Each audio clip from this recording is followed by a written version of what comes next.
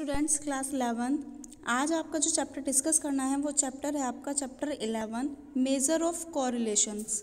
Correlation का मतलब होता है सहसंबंध।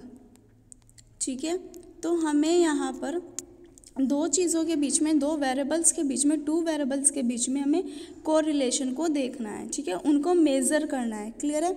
चलिए देखते हैं हम अपना टॉपिक। हमारा जो फर्स्ट टॉपिक है इसमें मीनिंग ऑफ कोरिलेशन। ठीक है, correlation indicate the relationship between variables of a series so that change in the value of one variable are associated with change in the value of other variables. कि भाई जब एक ही series के, देख कहाँ है ना, ऑफ अ सीरीज़, एक ही सीरीज़ के टू वेरिएबल्स में चेंज दिखाई देता है और एक वेरिएबल में तो चेंज आता ही आता है और उसका इफेक्ट, उसका इम्पैक्ट दूसरे वेरिएबल पर भी, अदर्स वेरिएबल पर भी पड़ता है, तो वो हमारा क्या कहलाता है? कोरिलेशन कहलाता है। कि जब किसी एक वेरिएबल में चेंज आने पर दूसरे पर इसका इम्पैक्ट पड़ेगा तो वो वहाँ पर हमारा क्या होगा? कोरिलेशन होगा। कि भाई अगर x ने में कुछ चेंज आया और इसका इफेक्ट किस पर पड़ा? y पर भी पड़ा, दैट इज भी कोरिलेशन। ये हमारा क्या हुआ? कोरिलेशन हुआ। क्लियर है? If there is correlation between two variables it may be due to following reason. कि अगर हमारे दो वेरिएबल्स के बीच में कुछ कोरिलेशन होता है तो वो हमारे निम्न रीजन्स की वजह से हो सकता है। वो रीजन्स हमारे क्या क्या हो सकते हैं? देखिए, both variables being influenced by a third variable.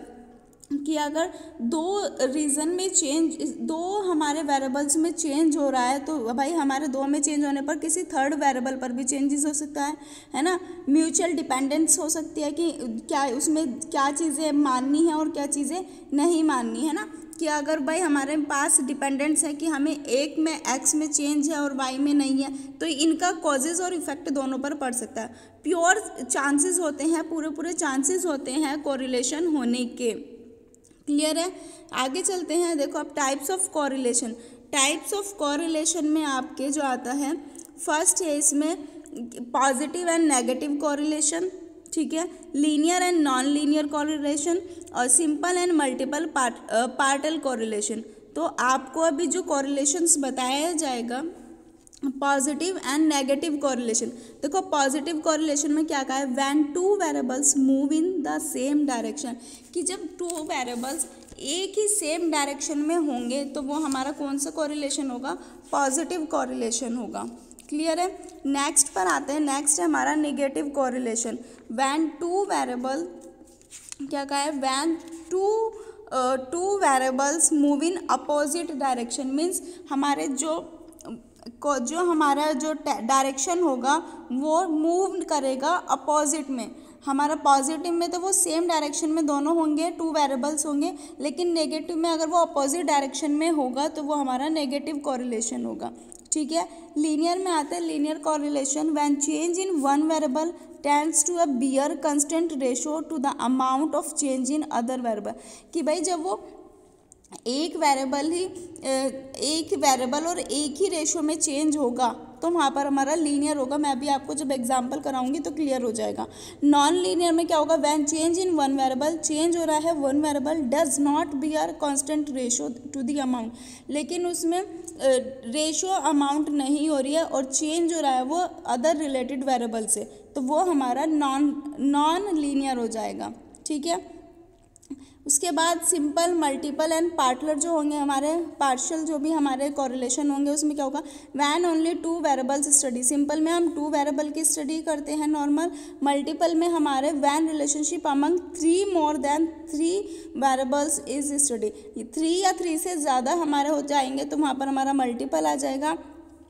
इसमें हमारा पार्शियल में जो होगा वो when relationship between two variables is examined keeping other variable as constant. यहाँ पर हमारा जो होगा वो टू के बीच में होगा। ठीक है, अभी हमें क्या पढ़ना है? हमें सिर्फ नॉन वेरिएबल और positive, linear, non linear, positive and negative, ये दोनों आपको पढ़ने हैं। ठीक है, नेक्स्ट आते हैं पॉजिटिव एंड नेगेटिव कोरिलेशन। अभी हमने पढ़ा था कि जब हमारा एक ही डायरेक्शन में मूव करेगा, सेम डायरेक्शन में मूव होगा, तो वो हमारा पॉजिटिव कोरिलेशन होगा। देखो, when two variables move in the same direction, when one increase the other also increase and when one decrease the other also decrease.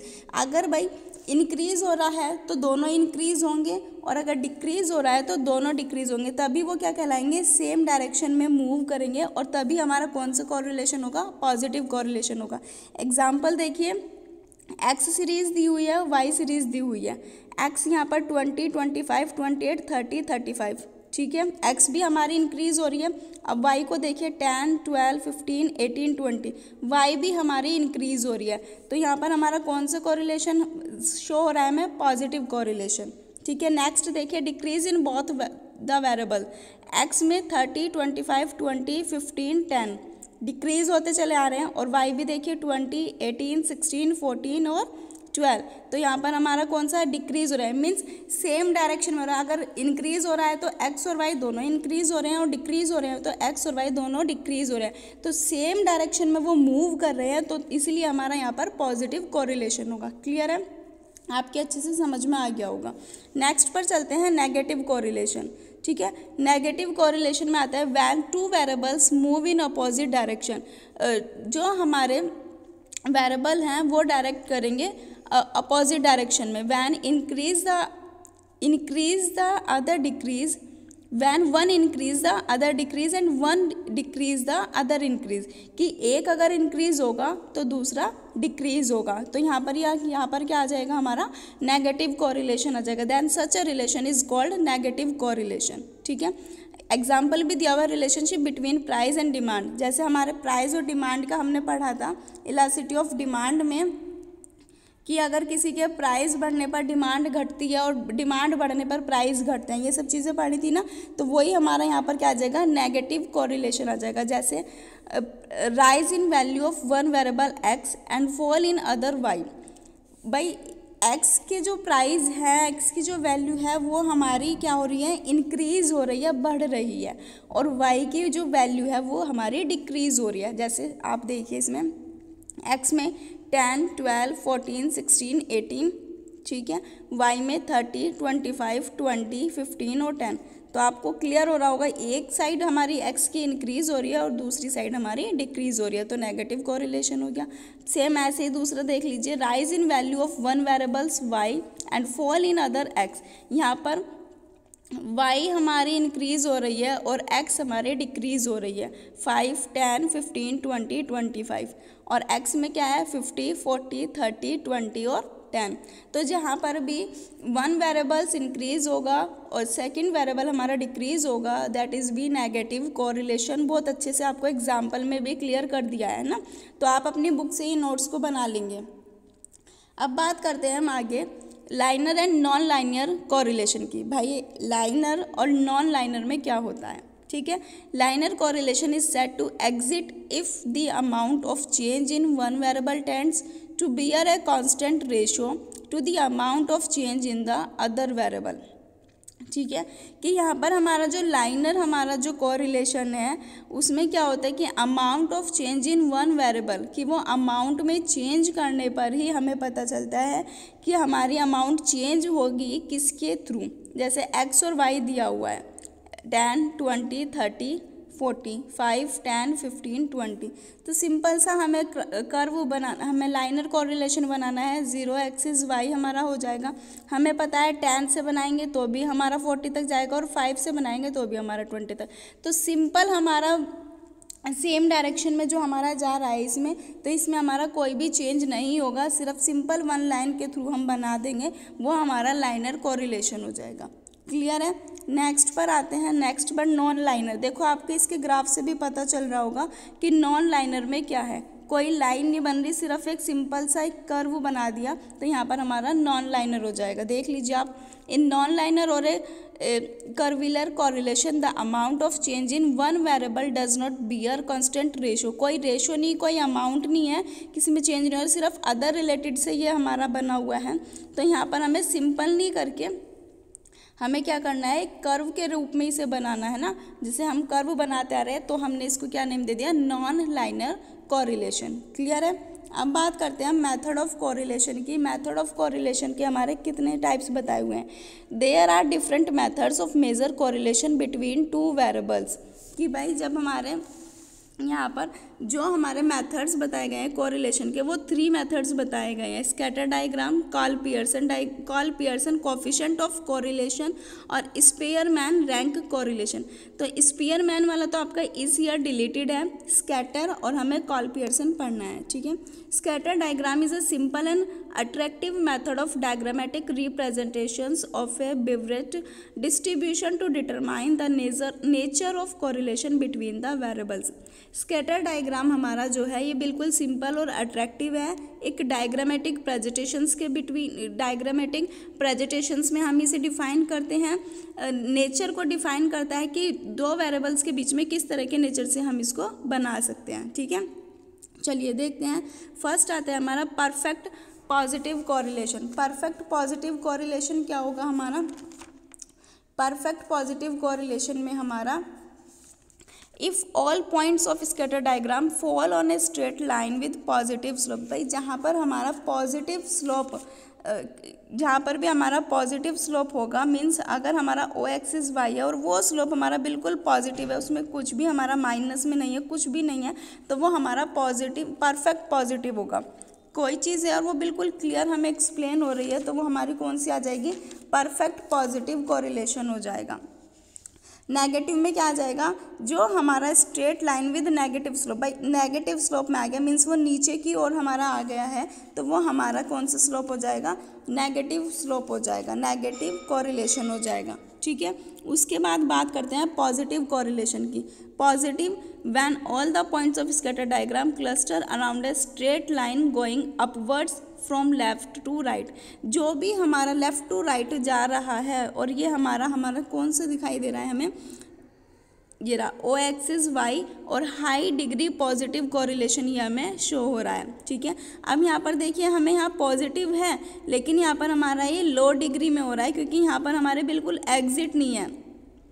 Changes दिखाई दे रहे होंगे आपको इसमें, परफेक्ट में भी हाई डिग्री और लो डिग्री में, है ना। तो आपको सिर्फ ये देखना है कि हमारा जो स्ट्रेट लाइन पर बन रहा है, अपवर्ड हो रहा है लेफ्ट टू राइट के बीच में, the correlation is positive correlation, है ना। मैंने बताया भी है, जैसे ये वाला हमारा बिल्कुल क्लियर है, ठीक है। नेगेटिव कोरिलेशन में हमारा क्या आता है, नेगेटिव कोरिलेशन में हमारा आता है when all the points scatter diagram cluster around a straight line with negative slope.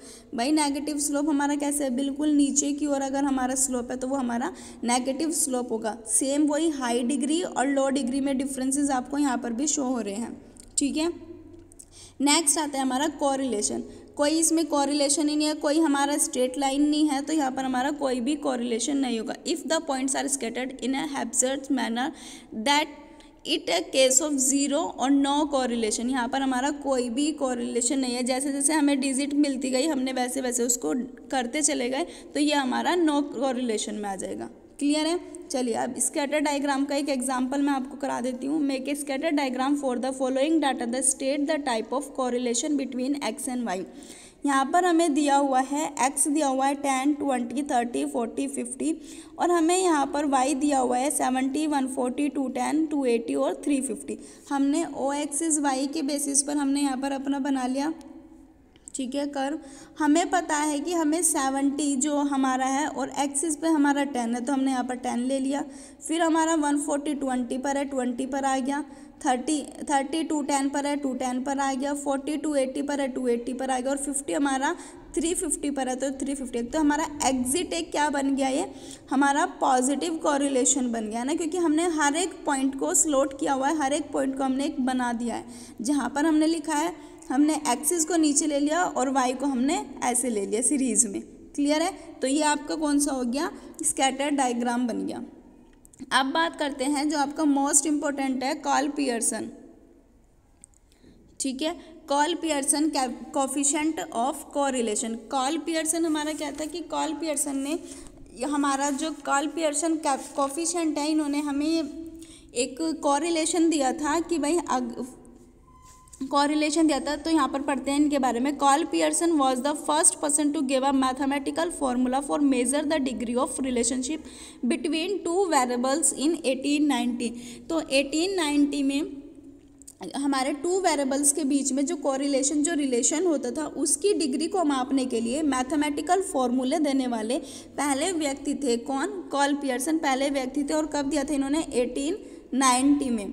ठीक है, first person to give a mathematical formula, first person थे मैथमेटिकल फॉर्मूले को मेजर करने के लिए टू वेरिएबल्स के बीच में। क्लियर है? According to Karl Pearson, coefficient of correlation is determined by divide the sum of product of deviations from their respective means by their number of pair and their standard deviation. Karl Pearson के अनुसार, according to Karl Pearson, सहसंबंध गुणांक जो हमारा coefficient है, इसका मतलब होता है गुणक।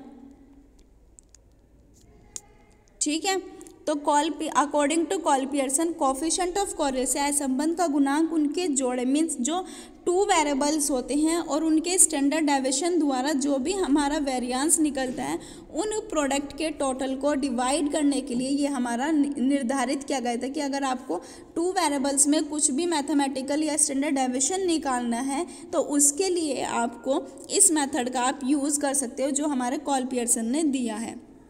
क्लियर है इतनी बात? आगे चलते हैं। Karl Pearson coefficient of correlation denote by r. तो हम इसको जो डिनोट करते हैं वो डिनोट करते हैं हम स्मॉल आर से। ठीक है, आपकी बुक में ऐसे दिया हुआ होगा, आर बना हुआ है ना, तो आप इसको स्मॉल आर से डिनोट करेंगे। फॉर्मूला दिया हुआ है r is equal to sum of products of deviations from their respective means upon numbers of pair into standard deviation for both series. Clear है? ये फॉर्मूला नहीं याद रख सकते तो आप ये वाला याद रख सकते हो, r is equal to sigma x Y upon n into standard deviation x into standard deviations y. Clear है? मैंने इसको यहाँ पर क्लियर भी किया हुआ है। n is equal to number of pair observations, n आ गया हमारा, x deviations of x series from mean, x को मैंने निकालने का आपको फॉर्मूला बताया था x minus x bar, same ऐसे ही y को बताया था y minus Y bar. Standard deviation, standard x निकालना है हमें, तो हमने क्या बताया था? Standard deviation of x series का निकालना है, तो root sigma x square upon n। Standard deviation x का हमारा y सीरीज का था, ये y होगा। ठीक है, y sigma y square upon n root n, और ये हमारा r है कोफिशिएंट ऑफ कोरिलेशन। क्लियर हो गई बात? फॉर्मूला एक्सप्लेन कर दिया मैंने। अब बात करते हैं coefficient of correlation and covariance. Covariance को हम बोलते हैं संयोजकता का गुणांक। ठीक है, covariance is a statical representations of the degree to which two variables vary together. जो हमारा कार्ल पियर्सन गुणांक है, इसकी गणना हमने जो करनी है, इसकी जो कैलकुलेशन करनी है वो स्टैटिकल बेस पर करनी है और टू वेरिएबल्स के बीच में वो की जाती है। तो covariance of X and Y is define as sigma X minus x bar Y minus Y bar upon N, तो sigma x Y upon N निकल के आ जाएगा। क्लियर है? ये फॉर्मूला बिल्कुल यहाँ से शो हो रहा है। ठीक है, नेक्स्ट पर आते हैं calculations of Karl Pearson coefficient of correlation, कि अगर हमें इस फॉर्मूले का कार्ल पियर्सन के यूज़ करना है कोफिशिएंट निकालने के लिए तो हम क्या फॉर्मूला यूज़ करेंगे? While calculating coefficient of correlation according to Karl Pearson formula. तो कार्ल पियर्सन के अकॉर्डिंग जो हमारा फॉर्मूला है, इसमें भी बहुत सारे मेथड हैं आपके, लेकिन मैंने आपको यहाँ पर एक्चुअल मीन मेथड ही कराया है। ठीक है, कार्ल पियर्सन का। Karl Pearson method of computing correlation by the actual mean method involve the following steps. तो इसके कुछ स्टेप्स हैं जो फॉर्मूले में रिलेटेड है। चलिए देखते हैं। Step 1, calculate the mean of the two series. Two series अभी आपने बताई है एक्स एंड वाई, है ना, तो इसमें हम कैलकुलेट कर लेंगे x bar and y bar. ठीक है, take the deviation of x series निकालनी है तो मीन ऑफ एक्स हो जाएगा and denote the deviations by x. ठीक है, एक्स बार को जब हम निकालेंगे तो हम इससे डिनोट कर देंगे एक्स से। Square this deviations and obtain the total sigma x square. जब हम इसको स्क्वायर में करेंगे तो सिग्मा एक्स स्क्वायर हो जाएगा, हम उसको टोटल स्क्वायर कर लेंगे। Take the deviations of y series में आ जाएगा तो हम वाई निकाल लेंगे। वाई को भी स्क्वायर करेंगे तो सिग्मा वाई स्क्वायर हो जाएगा, है ना, और इनका मल्टीप्लाई कर देंगे दोनों का, एक्स एंड वाई का, तो सिग्मा एक्स वाई हो जाएगा। ठीक है। उसके बाद substitute the value of sigma x y, sigma x square, sigma y square in the following formula. तो फिर इसका हमारा जो फॉर्मूला बन के आएगा वो फॉर्मूला हमारा कौन सा होगा, sigma x Y upon x square into sigma y square. Clear है। तो ये हमारा कार्ल पियर्सन के अकॉर्डिंग कोफिशिएंट का फॉर्मूला है हमारा एक्चुअल मीन मेथड में। R is equal to sigma x y square root sigma x square into sigma y square. Clear है। अब इसकी कुछ अजम्पशंस हैं वो देख लेते हैं कौन कौन सी है। फर्स्ट है liner relationship, by liner relationship है इसमें, बिल्कुल कैजुअल भी है और नॉर्मल डिस्ट्रीब्यूशंस भी है और एरर ऑफ मेजरमेंट है ना, तो एरर भी होती रहती है इसमें। तो ये कुछ अजम्पशंस हैं जिनको आप अपनी बुक से भी रीड कर सकते हो। सो स्टूडेंट्स चैप्टर 11 भी आपका एक्सप्लेन हो चुका है। आपको अपने नोट्स कंप्लीट करने हैं, सभी क्वेश्चंस को करना है और इनकी अच्छे से प्रिपरेशन करनी है, जितने भी वीडियो जितने भी नोट्स आपको कराए गए हैं अपने एग्ज़ाम के लिए। ठीक है, क्योंकि पेपर आपका इन्हीं में से आना है, तो आपको ये वीडियो और नोट्स प्रिपेयर करने हैं, लर्न करने हैं। Okay, thank you.